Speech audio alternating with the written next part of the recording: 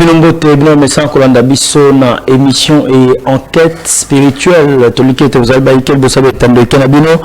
Pour na kosombe kinya makanisi na biso o me sonne bebi to zara biso moko te to zara na invité moko spécial na to sombe kinya makanisi. Merci na DG Peter Tiani, l'excellence dans la simplicité, l'intelligence non exploitée aux alliés qu'on renouveler confiance et pas na biso surtout na mbula 2025. Nzambe a Pandolayo et Nabino Banso Bomandata Biso Tozaki Nabino année passée et année au sous Bozali Nabiso Longo Topesibino Matondo Mingi tout ça nécessairement ya koyambali susu moko ya ba enquêteur spirituel moko ya ba spirituel mboka na biso na kombo ya maître José Claude Bakula na eto kosombi kinyama kanisi to tozali ko continuer émission tout ça qui année passée bien sûr sur la connaissance spirituelle, comment l'acquérir. Donc lolo neto ko chali tono na yango et puis bozala ebele po ba surprise ezali to ko bozala basé mingi penza na pratique à côté ça biso expérience na personnel. Shalom et boy malam maître José Claude Bakula. Shalom Mr. John et puis année à Sikana Tombelio Masua Malamo. Matondo Mindi. Merci beaucoup maître José Claude Azali Moko yaba avocat ya minene ya mboka na biso et puis azali spirituel na a expérimenter makambo belende aye ayaka na yango apona partage biso na bino. Alors bozala na miike na suka ndo mesano akopesa numéro na e bokobenga pona ba ample information maître José Claude Bakula l'autre zoni na sijo kitoko to sisa ki angote sur la connaissance spirituelle, comment l'acquérir. Alors bandeko batuna moma ituna miike ndelo to sipere ko zongisa yo moto akoki kozwa connaissance spirituelle ndengeni. Merci. Na émission et à la fois passée, nous avons plus parlé de l'acquisition de la connaissance spirituelle na kibomoto na biso. Na kibomoto na biso, c'est-à-dire ndenge tokendara na ba école, ndenge tokendara na ba université, to apprenara pe ba connaissance, mais sans pour autant arriver réellement vraiment à expérimenter notre âme. Donc, nous avons la connaissance, nous avons certaines pratiques, mais nous avons à partir de ces corps physiques, les 5 sens. Je vais préciser que l'expérience de ça dans le cadre et c'est du Zarabatuming. Par exemple, la manifestation d'un esprit ou d'un être quelconque comme ça, qui n'est pas de cette chair, au cas frisson, qui va nini, la vibration na bango est plus élevée que la vibration. Il y a un corps physique nabiso et vous trouvez ça comme fantastique tout ça. Et cette manière-là de procéder, souvent, ebimisaka bonzambe nabisote. J'avais même parlé de certaines pratiques, il y a magie. Vous vous enfermez dans un cercle moko avec pentagramme, tout ça, et vous faites des évocations, des esprits peuvent apparaître. Mais pourquoi aux arobomba, aux aromi kanganakata ba cercle, c'est pour que aux donc ba influence morote nanzoto directement, il y a ba esprit alors. Par contre, l'élo Nalobaki plus, nous allons parler sur la connaissance de soi. Okay. Et la connaissance de soi Nalobaki qui il y a la connaissance des connaissances. Quand on parle de la connaissance de soi, directement on voit l'immortalité de l'âme. Et ça évoque directement le principe il y a connais-toi toi-même, il y a Socrate. Donc cette pensée là. Et ali oyo, j'ai dit, na vie à biso bato, yangonde moto, ezali capital, yangonde moto nzambe alinga, to yeba, oyo babenga kike, l'arbre de connaissance, l'arbre qui est au milieu du jardin d'Éden. C'est-à-dire, oyo permettra biso réellement, to yeba na bonzambe na biso. Puisque na ba émission bede na lobake l'âme ne se sépare jamais de Dieu. L'âme est immuable, immortelle, pure. Mais si cette âme, dans sa manifestation, n'est akomaka esprit. Okay. Or, l'esprit est conditionné. Toujours, nous sommes des âmes incarnées, donc des âmes conditionnées. Conditionnées, là, c'est tout simplement que au lati nzoto, aux huit formes. Aux asusu na état, il y a pureté na yo penzate. Or, souvent, biso bato, tokomaka sikoyo ko s'identifier na forme na biso ya mosuni. Na forme wana ya mosuni, yango ezosala ke tobosana réellement notre identité immortelle, l'identité de notre âme. D'où ekosenga sikoyo nini o zonga na ba pratique o eko permettre yo o retrouver identité perdue. Na kokopia nini exemple moro simple pour que les gens comprennent moi moqué, puisque là nous sommes dans des théories, mais tu recotes vraiment la pratique, et quand je parlerai la pratique, je parlerai de moi-même, comment je suis dans ce voyage et comment j'ai découvert réellement ma vraie identité en tant que l'humain divin. Voilà. Alors, et quand il a tout payé belé, la connaissance, il y a yémoko. Effectivement. Sans pour autant tout le monde a accompagné. Effectivement, c'est-à-dire la démarche wana dès lors aujourd'hui dans la décision il y a aucun vers la connaissance de soi-même. Connaissance il y a yomoko mtokoma objet ya étude. Il y a yo au sujet ya étude il y a yo. Alors je vais démontrer ça puisque ngala na banda koloba ya ngai ezalité po batu ba monanga et alinde po na ko permettre batu moto na moto aye ba koma ko kiko procéder pour amiye ba ye moko. Voilà. Na bonzambe na ye po soko mi yebi na bonzambe na yo makambu mingo e séduisaka biso batu et ko séduire yo lisusu te. Pour vivre normalement. Alors je disais, pour n'appeler ça mon exemple, il faut que banda la moto na place azali. Le quoi s'identifier à mingi na mosuni. Tant aux abo qui à gauche à droite, aux abo mi monake, aux a libre. Mais ceux qui le roba kangio, bakotissio na prison, au commis entre les quatre murs. Comme on a réellement qui limité.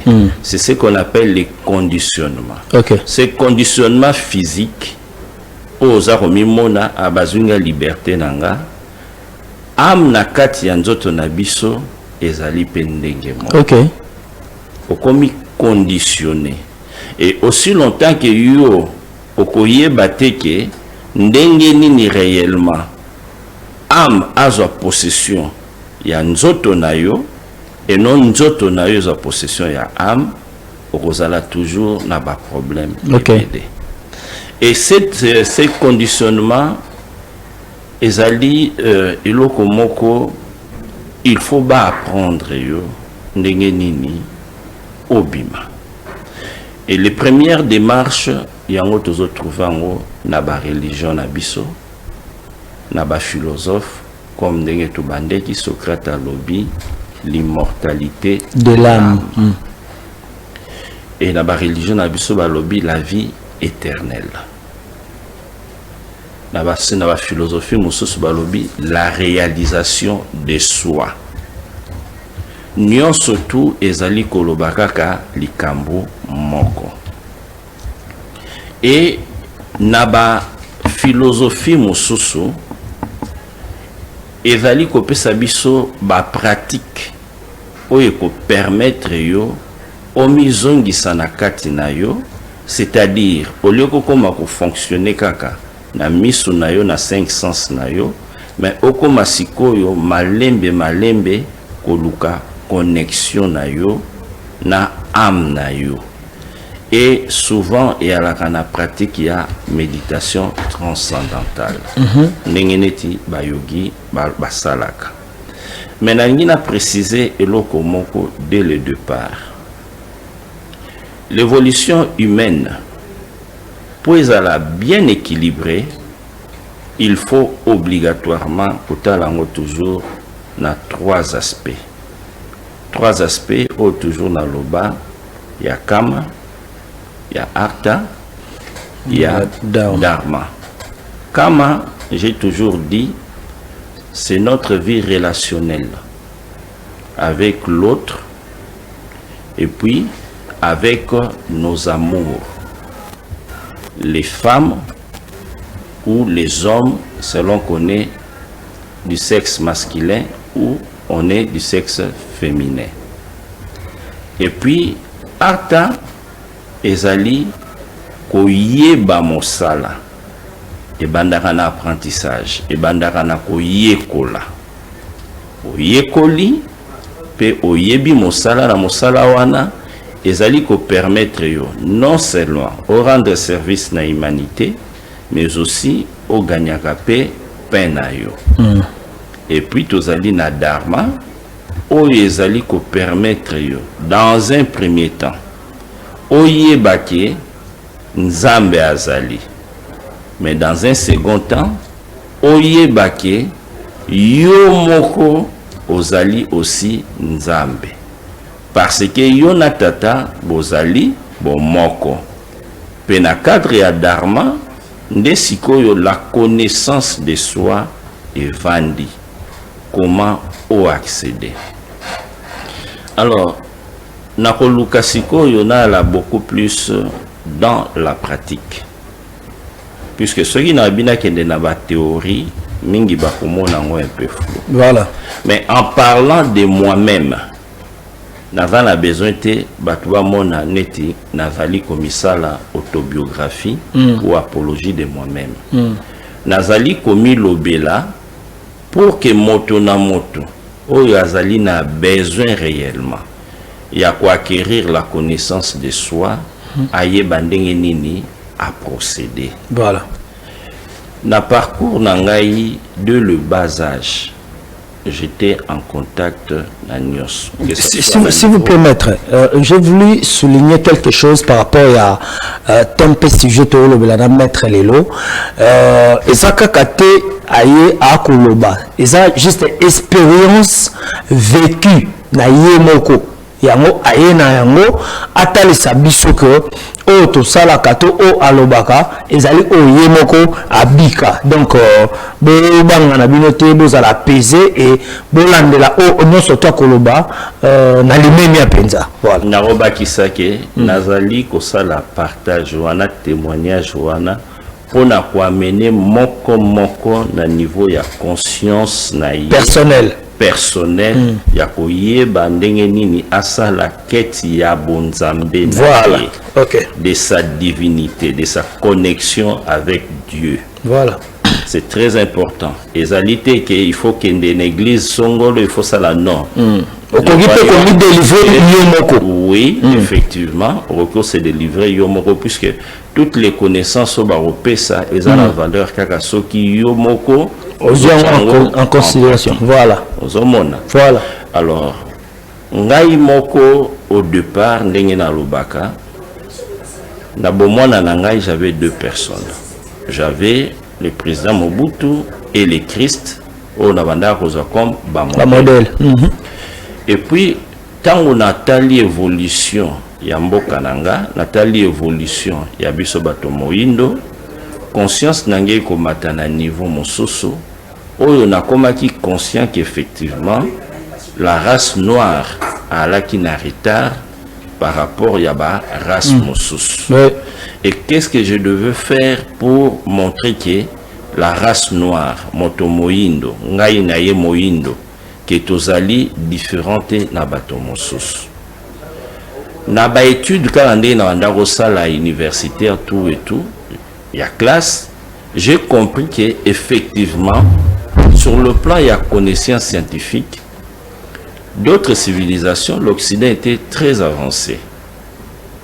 Et cet avancement, ezali te que biso toali incapable, toali capable, mais bango bayebaki kocha connaissance na bango réellement na pratique. Okay. Mais modèle ya société oyo bango bachaki na ndenge oyo bango balingaki ezala toalaki penza na chance te ya koyeba ko s'émanciper comme il faut. Basalaki de façon que bazosala de façon que bango bala toujours dominant. Alors il fallait que comprendre là où réellement résidait leur pouvoir. J'ai compris que leur pouvoir résidait d'abord sur le plan spirituel. À ta dégradation, les lois commencent à la société wana, mais ce sont des sociétés qui avaient donné beaucoup d'importance à la connaissance de soi, à la connaissance mystique, bayali na connaissance ébélée. Bien que les lois na lobby, mingi bazako, donc ezako se dégrader. Alors, connaissance wanande moto, nagi ko comprendre que ezali clé pour changer les choses na niveau ya mokili. Et c'est cette connaissance que j'ai commencé maintenant à chercher pour que je sois réellement un Seigneur Dieu. Que le verbe qui crée, je puisse avoir ce verbe.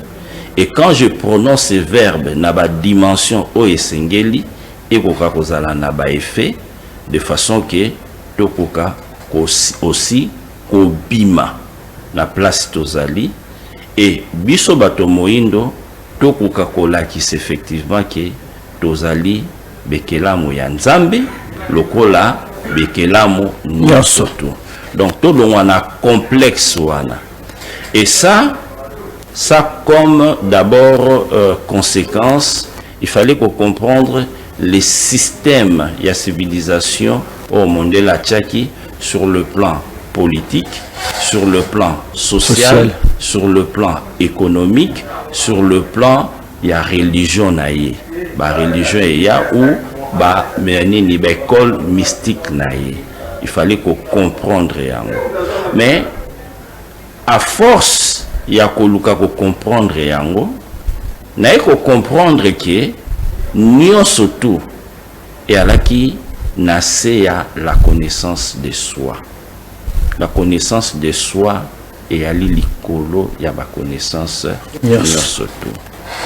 Alors maintenant comment j'ai procédé, puisque dans ma vie comme j'ai dit j'ai grandi comme tous les enfants, mais toujours na katia koluka équilibre dès le bas âge. J'ai connu la vie des femmes très jeunes. Je pense que na la kisayo quelques images oyo ezola kisake. J'avais une vie comme tout le monde, et cette pratiquant, mais tu avais cette vie ne peut pas déranger la quête de la connaissance. Okay. Parce que en tant qu'être humain, ozo vivre na mosuni, mozali pe na molimo. Au monde na ba photo, na ba musicien, ba kwa mambo bemenea, et même bango pe bali na part na bango oyo côté positif, ba pesangai par exemple ndenge nini koyeba kosoigner nzoto, kolata kitoko, modèle ya sap. Nazuyango na papa wemba, nazuyango na emenea, ce sont des gens qui nous ont guidés na tangwana. Ba chéri amike, tozui pe ba chéri, ba nini na tangwana. Ba kambwana nyoso to salia. Mais dans l'entretemps, j'étais dans l'église comme servant catholique, et puis qui est même ba séminaire tout et tout. Donc nyoso ala ki ba phase où je me cherchais en tant qu'enfant. Ozoluka équilibre na trois mondes wana na lobby. Ok. Donc pour illustrer ça, dans la kisio d'abord. Ok. Pour réalisation sur Nabiso, Pesabiso élément wana. Dans la kisio ba photo. Au moment que là je suis na cadre ya vie na ngai ya dharma na bomwana comme acolyte nazali wana zomona OK na cadre ya vinanga bomwana comme acolyte.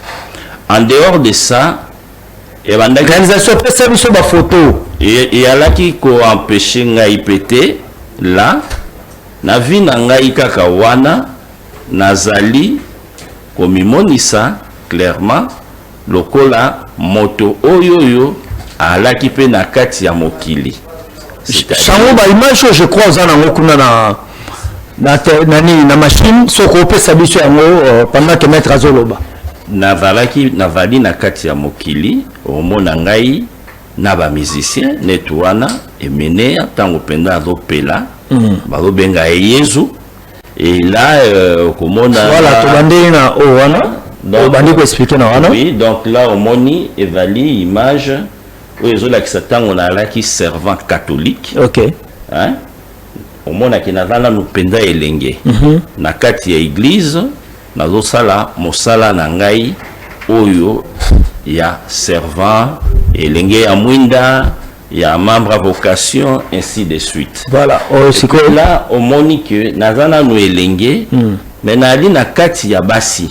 OK wana ba chéri na yo ah ba chéri tout ça ozomona nali na kati ya basi mais le sambo nazotika te nazo vivre vie nanga normalement. OK omona na photo mosusu ba photo mosusu so ba kola kisa omoni wana nazali ko pratiquer yoga.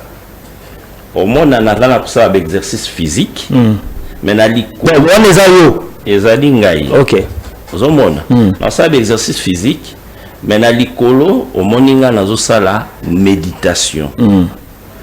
Nyonso wana la na banda ko expliquer ou comprendre yango malamu to koleka na photo mosusu ba photo mosusu. Voilà là par exemple omoni la fois passée dans le baki na yo tango j'expliquais les histoires des mages.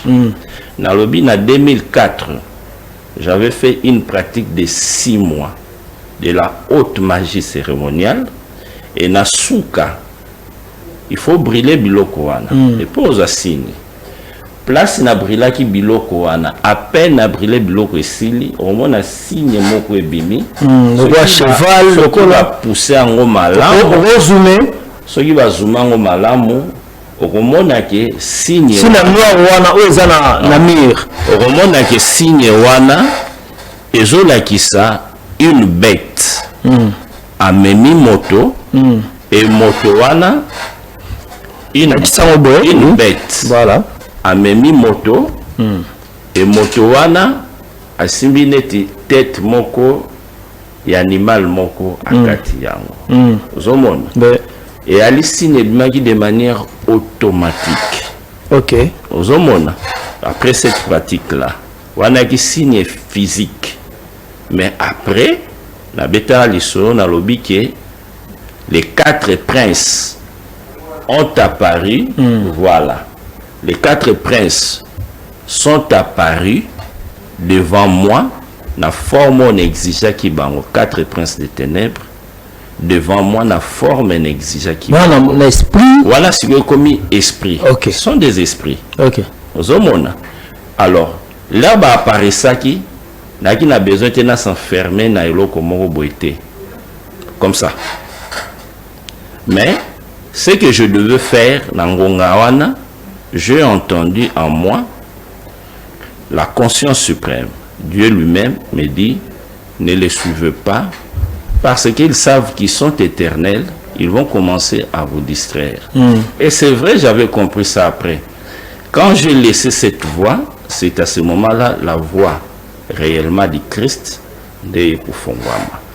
Alors, je pense que bah imagine surtout dans le lobby dans la kisiwana ils ont la kisa moi moké ils ont la kisa moi moké parcours nanga siko lokola o image o bochewana na lingi na banda ko la kisa siko yo méthodologie nangai oyo na bandaki ko appliquer na kati ya connaissance de soi ndenge nini il fallait na banda ko mata. Très bien.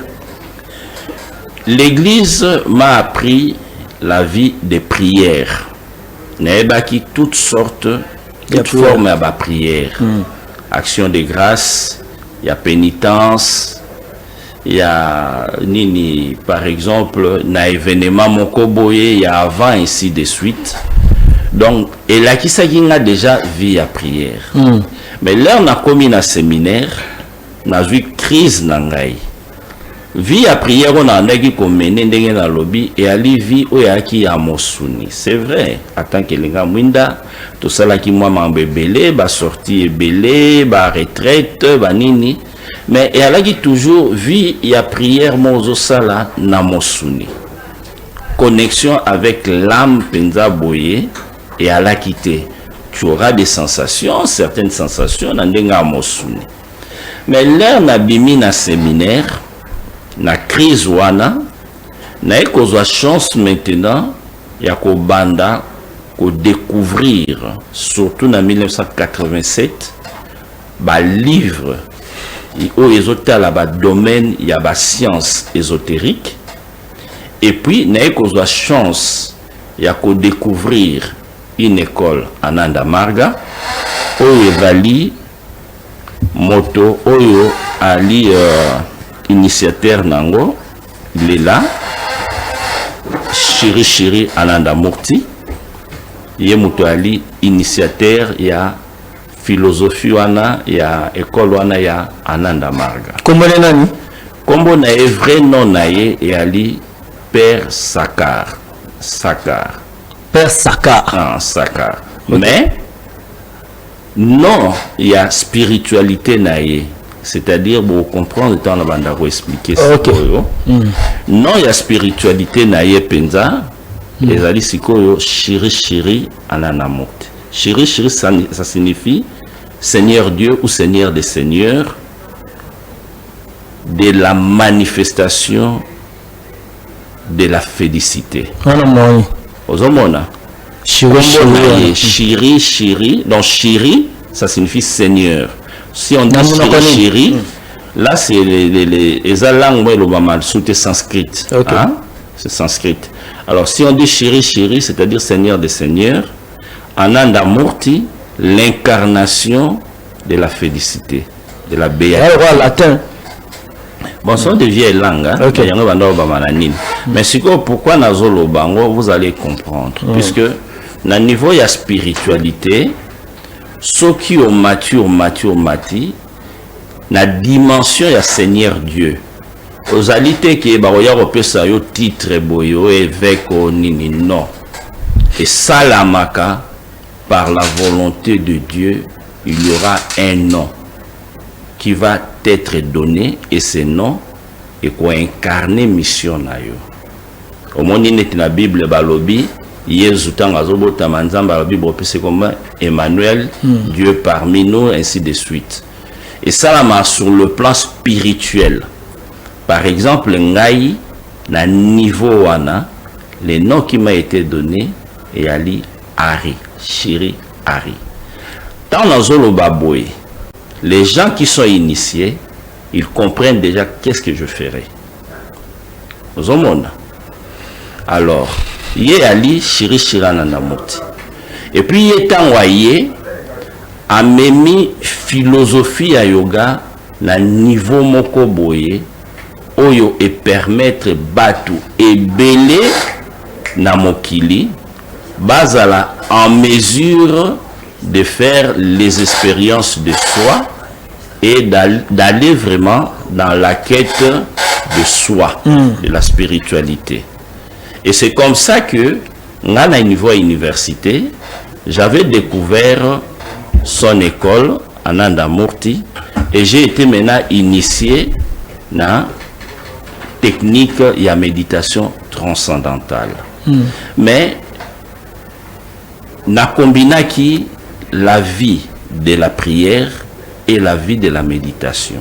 Puisque je suis sorti d'une église qui m'a appris comment prier.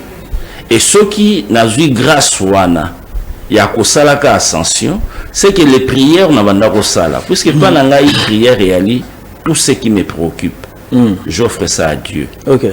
Et puis dans la dimension likambo moko te na salaka sans prier. Deti image ba ope sabiso ya makolo. Non, image ya makolo.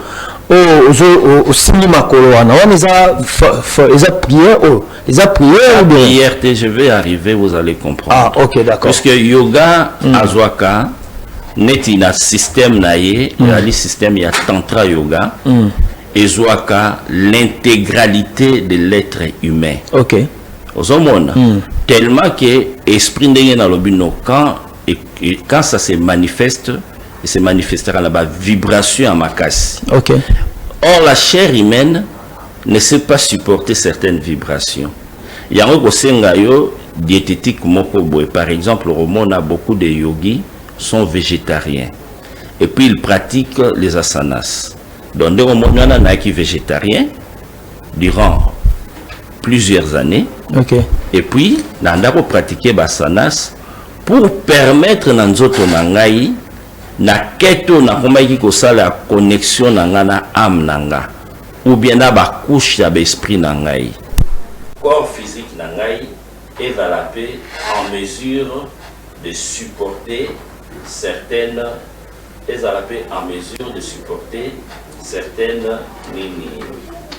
certaines vibrations ya nzoto nangai. Alors tant on a découvert aspect wana ya ba livre ésotérique na découvrir aspect wana ya méditation na bandi sikoyo ngai moko ko façonner sikoyo comme on dit vrai nini na ngai une vraie étude sur moi-même. Une vraie étude sur moi-même. Na ba ke loko moko na ndako ba toujours que epai na ngai les leçons spirituelles, disons des branches de la spiritualité, nous sommes dans un lokola ba cours que na université, nazo sala droit, mais na ko la ba cours économie, na ko la ba cours psychologie, mais nous sommes allés pour former. OK. Alors, étant donné déjà la notion de l'âme conditionnée, c'est-à-dire je suis une âme immortelle mais conditionnée dans ce corps physique, n'a eu conscience nango. Oh, le Seigneur Bouddha disait à tout moment, au komona par exemple aux tambola, au moni cadavre moko yamboa, au moni cadavre moko ya niao, au moni cadavre moko ya mutu, on se rappellera toujours mon corps aussi a cette nature et n'y échappera jamais.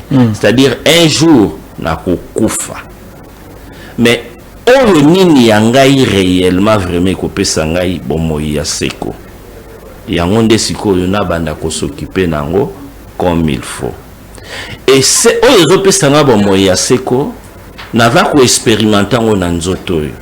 Naza ko expérimenter comme plaisir, naza ko expérimenter comme douleur, naza ko expérimenter na ba façon nyonso tout.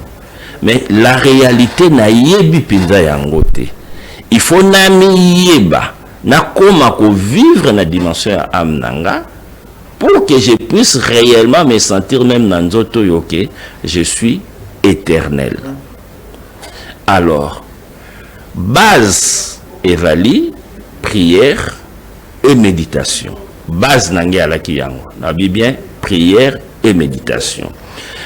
En tant que chrétien catholique, nabimi na église moko oyoyo ezali na batu basala d'expérience belé to bengi ba saint tout ça. Na komi kotala ba vie na bango et surtout ba prière na bango ba mandaki kosala.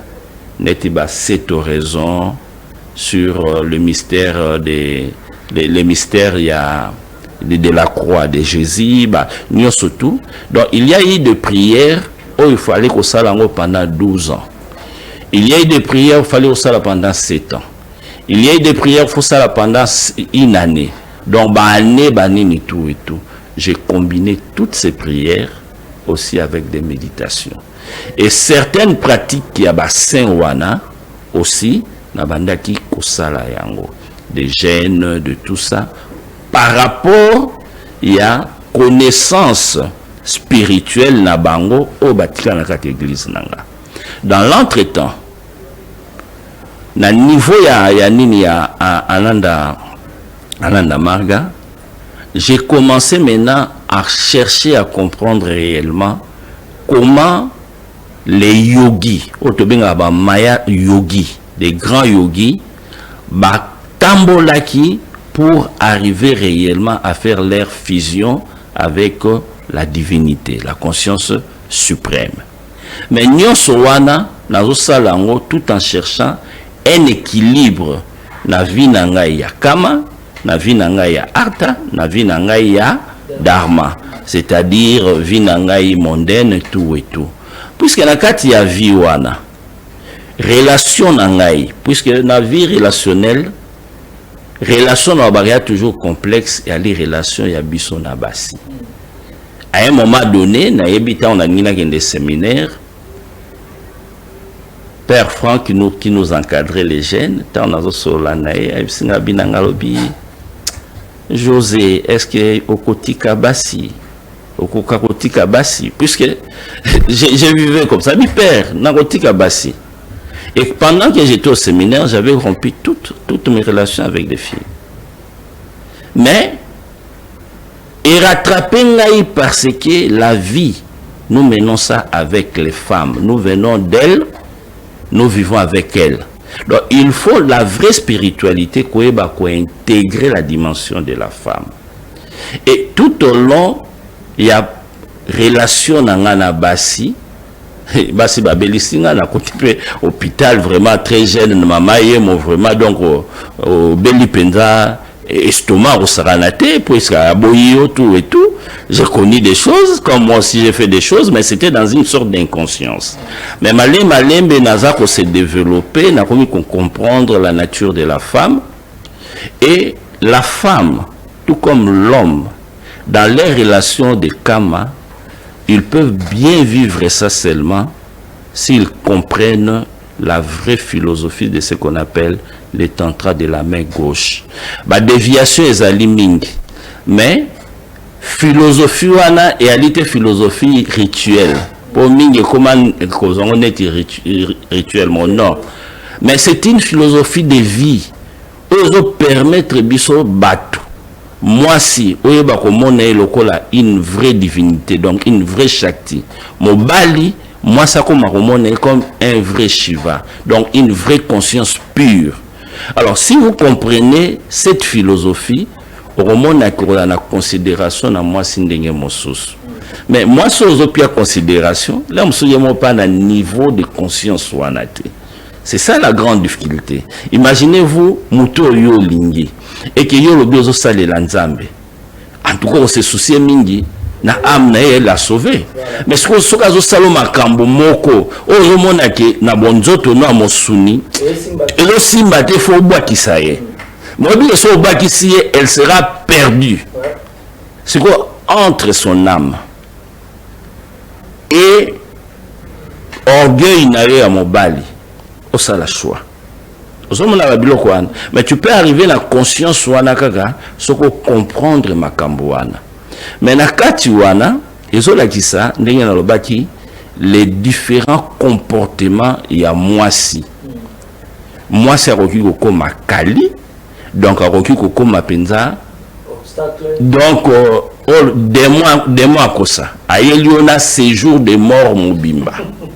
Si vous avez un créer un problème, il faut se comporter. Il y a aussi une solution.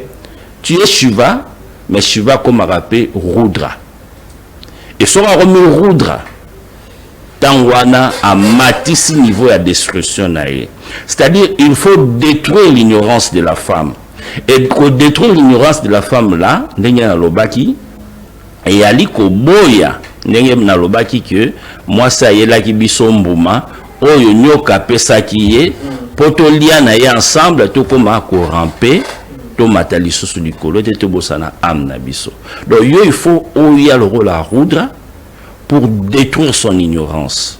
Et ce qui a comprendre était et koki ko koma la ba conséquence ya mabe puisque tant wana est commis il faut appliquer les principes de Christ Lobaki.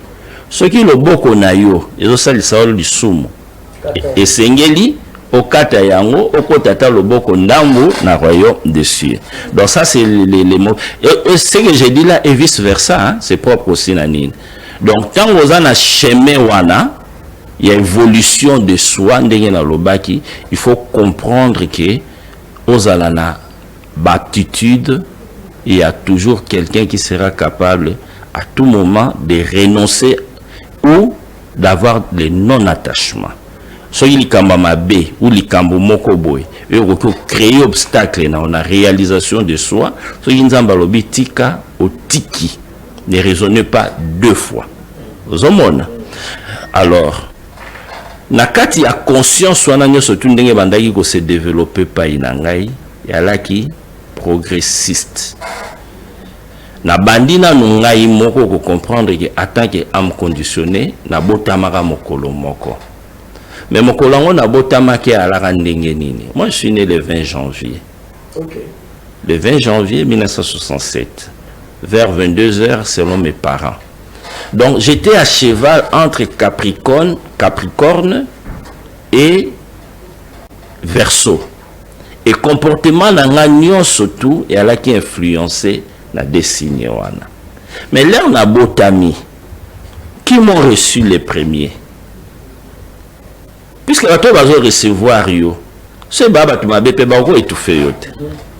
Pour maman non yambo mutalibo sote maman no abimiso me bat bayambi yo. Moto oyo ayamba kinga c'était docteur Raison et son équipe na clinique Ngaliema, un belge. Un blanc ou l'équipe de blanc. Bangonde bayamba kinga bato liboso na mokili.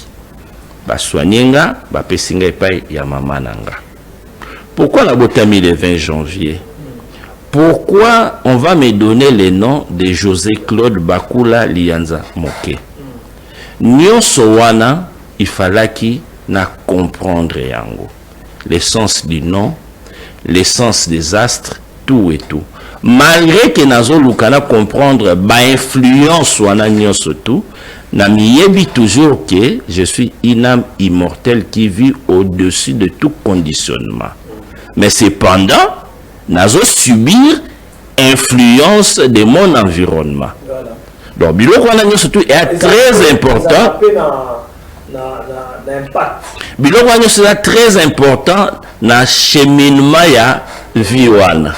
Très important. Okay. Puisque ils ont créé cycle na ya vie. Ndengo moni soki to bandini ni to yebike anatangu boye elange kotaka. Elanga ngope ko ya la malili comme ko za malite ko varié mais elange kota. Na tangu boye moi et cycle ya vie na biso batupe ezali bongo. Nous subissons ces influences. Okay. Mais si on a conscience que tu es une âme et tu vis dans cette dimension, il y a l'ikolo, okoye bandenge nini sikoyo o gardaka équilibre na yo. Mais tu n'y échapperas pas. Na mondo yo, moye bimaka soki bimi otamboli okotoka. Ezate pour spirituel ou bien spiritualité okotoka. Et c'est ça les influences que nous subissons. Ozomona. Yango moni na schéma moko wana na salaki schéma wana alaki pona yeba d'abord mes premières capacités naturelles et mes mauvaises tendances, non surtout par rapport il y a ba influence astrale oyoyo na yali naturellement exposé na yango. Mais à côté au monde na komi makambo moko. Ba makambo na komi puisque na komi sikoyo komi surveiller. Ezali na ba loi spirituelle, ezali na ba loi morale, ezali na ba loi physique. Oyo il faut observer, on se disciplinaka. Chaque soir, je prenais mon tableau et puis j'ai commencé à suivre comportement nangai. Est-ce que likambo na salaki, likambo na koyaki, likambo je fais ça pendant au moins 10 ans. Pour permettre nini et permettre qu'on éveiller attention nangai, qu'on éveiller ngai na ba dimension oyoyo na koma beaucoup plus conscient de moi-même. Ok. Ozomona. Ouais. Donc na sali tableau donc na komi ngai moko objet ya étude na ngai parce que na yebike je vivais plus na mosuni mais siko nazo lukana vivre na molimo. Ozomona. Ouais. Et dans l'entretemps il y a ba gène oyo et ali nécessaire, il faut qu'on respecte selon des cycles linéaires. Les cycles linéaires, au moni, pendant la période, il y a pleine lune, ou il y a nouvelle lune, même océan, Aranaba, marée à l'icolo, marée à C, tout ça. Et nous autres, on a vu soit composé à plus de 70%, il y a maï. Durant cette période, bisope Aranaba, agitation, moko boye nanzoto. Yango moni, durant cette période, on conseille pour les gens de faire des jeûnes. Nous, tout, je le faisais. Et Romona, la majorité... il s'agit de quel jeune La majorité, j'arrive. La majorité des femmes, c'est durant période, il y a plein de lignes, la nouvelle ligne, de bazora, menstrue na bango. Omoni. Donc, nous sommes les olaxa nini, les olaxa, influence, il y a astre, influence, n'engena zolobana, astral, n'engenini, et jouaka, na physique, na biso. Puisque notre physique fait partie des corps universels, il y a création. Voilà. Donc, biso nous surtout nous avons interpénétré. Alors, les gènes wano dans Zolobawana et ali gène moko durant toute la journée reliaté. Donc jour où il y a programmé il y a reliaté ti le lendemain nango après 5 heures du matin de rokata gène et là rokata ozokata gène wana pour nous désintoxiquer corps au robandango nano na mayo na citron na moi mungwa muke au mili yango et puis au lieu banane moko tout ça au catigène na yo wane ali gène pour respecter justement le cycle lunaire influence nango na nzoto na biso bato puisque biloko wana nyoso te randara biso grossier. OK. À part ça na laki kosala petit lelo na sala neti mikolo na tikaki me na moni libume bando ya mwa munene na zongeli lisusu basanas nanga pona na taille quoi. Mais les asanas et ali différents na d'exercice physique. Okay. Puisque la basanas et la rambalamo ekotaka pranayama, c'est-à-dire ekota mbalamo ko contrôle ya respiration ya souffle. Donc on a ko sala basanas pour na koyeba ndenge nini ko rendre nzoto nangai beaucoup plus subtil, beaucoup plus apte pour recevoir des influences qui vont émaner na ba corps je dirais na esprit nangai et puis na âme nangai, ba corps mystique nangai. Ozomona puisque ndenge na lobi wana quand l'être humain veut faire monter le fait christique en lui, obamso babenga kundalini, on est na bano Elia Matina Sharamoto.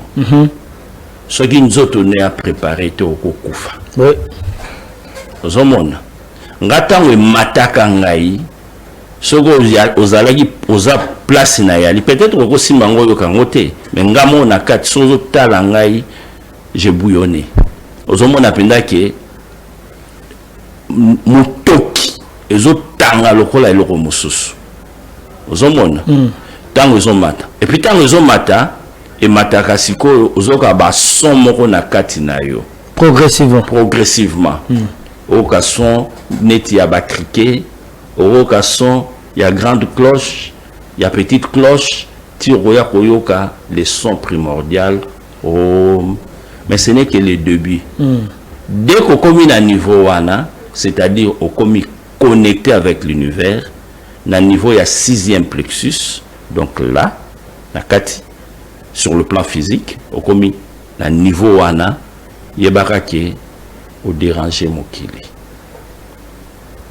puisque ba épreuve yo banda kozwa na ngonga na presoko yebite oko banda omituna na sali mokili nini. Tu vas te retrouver seul, incompris, parce que à ce moment-là les forces oyoyo elingara et kanga âme na se et qu'on se déchaîner comme vous n'avez pas l'idée. C'était des moments très difficiles. Et comme je ne comprenais pas, Hermo, place na kondi mana kende poto yango wana. Puisque les bosso dans le monde, ça ne m'intéressait pas. Mais tant que l'on est comme linga, famille, partout, aux hommes que tu es seul, au commis vraiment dans le bandenge nini, isolé, n'angoisse moko terrible.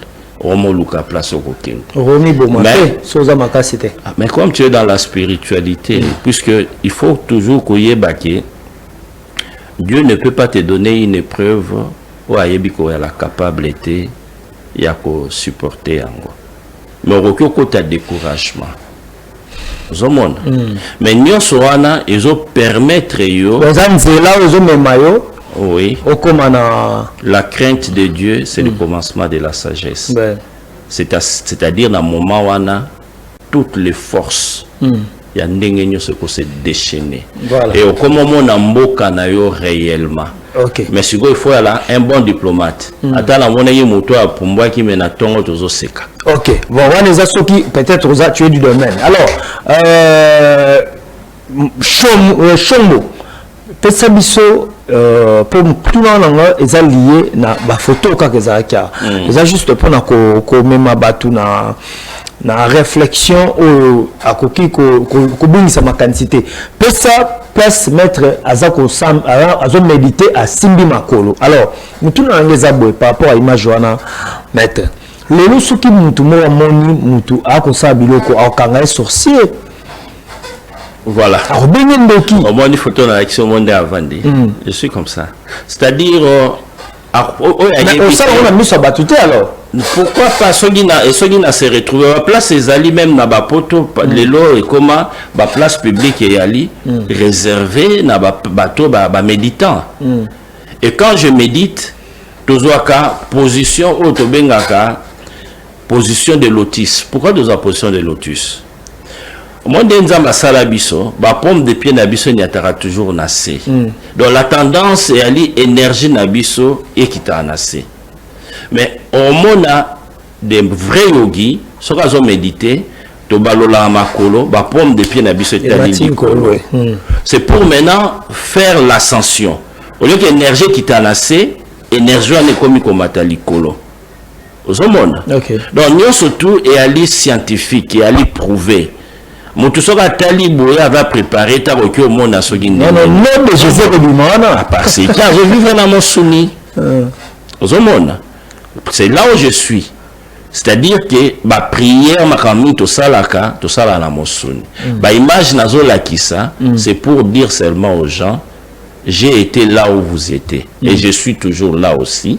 Mais sauf que, n'a commis complet. On dépend de ce que Papa Nangaï, je suis très clair. Et puis, dans le bas, toujours, il y a des gens, des fois, au monde, on a netigé, bon, ça va. Ceux qui ont eu moi, ma cambo, mon yaka, na niveau mon limo. Mais ceux qui ont eu tu as la malchance au perdre une ayo. Puisque total, à niveau, il y a batak, total, à niveau, il y a moto, dengazo yela. Sur le plan physique, c'est normal, là, donc, à tout comme nini, mais il y a des limites sur le plan physique. Très bien. Mais sur le plan mon limo, je suis un Seigneur Dieu. J'ai dit ça. Et quand j'ai dit que le monde de demain et le monde, puisque ça va s'accélérer déjà d'ici là, à nous, à moi, il y aura des forces et Kita pour réaliser des choses que nous parlons déjà. De façon que ce monde où il y a la multipolaire avec la philosophie de l'humain divin et comme c'est quelque chose qui était déjà décidé et les verbes qui créent finit toujours par s'accomplir. Et bah date payebani. Et va m'embrouiller à date c'était qui au pas et ça minute miracle. Mais c'est un début. Il y a un processus. Donc on a même dans le début à janvier, toujours quand on a accélération. Bilom surtout on a roloba boité puisque batumosu ba oluka ba empêché. Vous comprenez? OK. Dans le monde date anniversaire nanga le 20 janvier. OK. Et ça c'est une grande date. Donc est-ce que tout le monde est le mois le 20 janvier? Namboka. So on a la mise ya molimo au monde. So on a la mise à molimo te au monde comme tous les jours. Mais maître, c'est très capital pour Namboka Nabiso, tous en spirituel moko, il n'est pas comme les autres et puis à l'obaka mingite. Et c'est par hasard comment on le kana na Parfaite Télévision na émission to animaka. Siko Mboka et s'attendre na nini na connaissance nyoso bino bozanango. Va s'attendre na nini. Je serais peut-être brutal ou cruel. Mais j'ai toujours dit aux gens, le Congo trouvera réellement sa vraie indépendance après la Troisième Guerre mondiale. OK. Troisième Guerre mondiale est allée.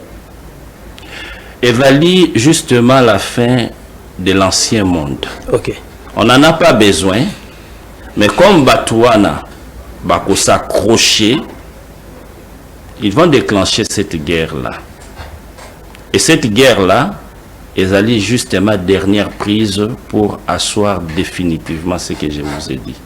Puisque le processus est là, le combat est déjà engagé.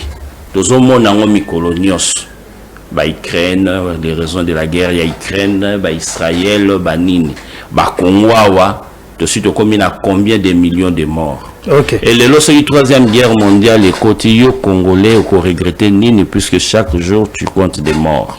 Parce que batumo balingi système morobo po yonyo kwama, bango ba garder train de vie na bango. Pourquoi tu vas regretter? On ne veut pas du mal pour na bango, mais lorsqu'on s'attaque à un système, il y a toujours des victimes. Et alors là, avion moko ba terroriste ba koti, bazolinga ba ndo sala mabe quelque part. Dernière solution, il faut bombarder l'avion. Mais la carte avion n'a pas innocent. Voilà, merci beaucoup, maître. Comme nous avons dit, émission enquête spirituelle à Mokolo Malelo. Nous avons réunion sur Balandi Bisso, nous avons beaucoup de retenir et puis on peut numéro à téléphone. Et là, on a lobby, est important. Chacun de nous doit comprendre que la vraie connaissance et vendre la connaissance de soi. Ce n'est pas ok oyo qui maté na l'église au monini au monaneti qui komi non. Pour oyeba que komi. Si tu n'as pas dit ba chrétien. Oyeba que c'est justement pour vivre la mosoni. Oyeba que komi il faut yo moko oyeba que effectivement na komi ko vivre moko. Nanzambenanga. Le Père et moi, nous ne faisons que un. Et puis, Evali ndenge na zoloba. Evali na ba procédure où il faut connecter na amnayo directement.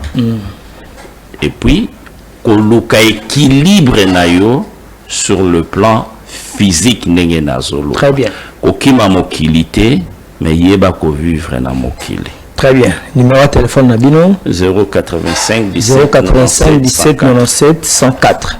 Bandeli 085 oui. 17 oui. 97 104.